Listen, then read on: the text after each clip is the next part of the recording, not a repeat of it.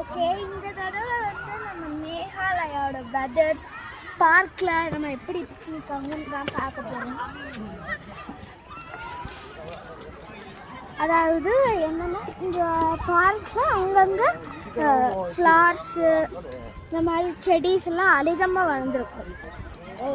நம்ம நம்ம ஆல்ரெடி நம்ம தமிழ்நாட்டில் இந்த மாதிரிலாம் நான் பார்க் பார்த்ததில்ல.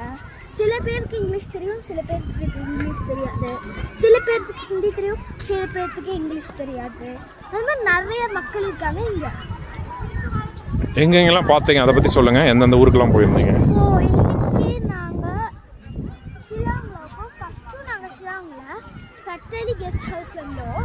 இப்போது எங்கே இருக்கோன்னா போலீஸ் பஸ் பக்கத்தில் கிளாஸ் அண்ட் ட்ரிங்க்ஸ் ஹவுஸில் இருக்கோம்.